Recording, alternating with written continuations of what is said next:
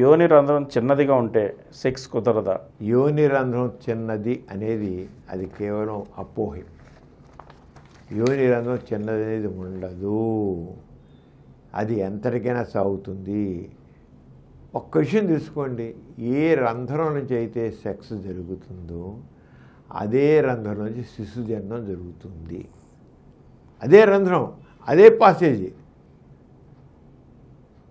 అంటే మన శరీర నిర్మాణం ఎంత వండర్ఫుల్ అంటే అది మామూలుగా అయితే బిగబట్టి చిన్న వేలు పట్టి ఒక వేలు పట్టి అంత ఇలా చిటికి వేలు పట్టి అంత సన్నగా ఉంటుంది అంతే.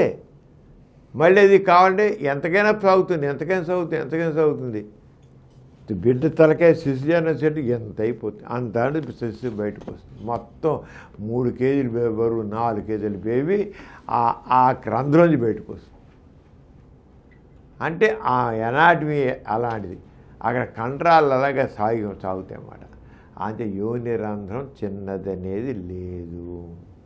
అయితే దాంట్లో మజిల్స్ బాగా టెంపర్ కలిగి ఉంటాయి. ఇప్పుడు బిడ్డ సిజన్ అయిపోగానే చూడండి, ఒక్కసారి మళ్ళీ చిన్నది అయిపోతుంది. శిశువు అయిపోమో బయటకు వచ్చినప్పుడు ఇంతలా అయిపోతుంది. బిడ్డ ఎప్పుడు బయట పడిందో మళ్ళీ చిన్నది అయిపోతుంది. మళ్ళీ కన్నం అయితే 1000 దూరేట్లే ఉంటుంది, 1000 2000 దూరేట్లు ఉంటుంది అంతే. అంటే ఆ మ్యాజిక్, వండర్ఫుల్ మ్యాజిక్ అంటారు.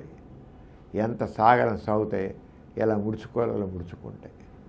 అంతే, అది యోని చిన్నదని లేదు. అది అవసరం బట్టి అది సాగడం ఉంటుంది.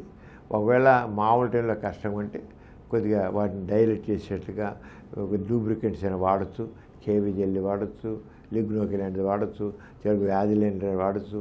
ఇన్ని ఆయిల్ కెన్ అప్లై. జారుడు పదార్థం వాడితే ఆటోమేటిక్గా లింగం లోపలికి ఈజీగా ఎంటర్ అవుతుంది. ఈ కార్యక్రమం మీకు ఎంతో నచ్చింది కదా.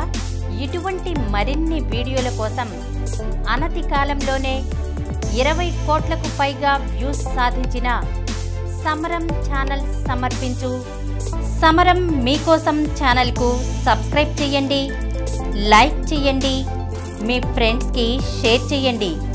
అలాగే ప్రక్కనున్న గంట సింబల్ని ప్రెస్ చేయడం మర్చిపోకండి.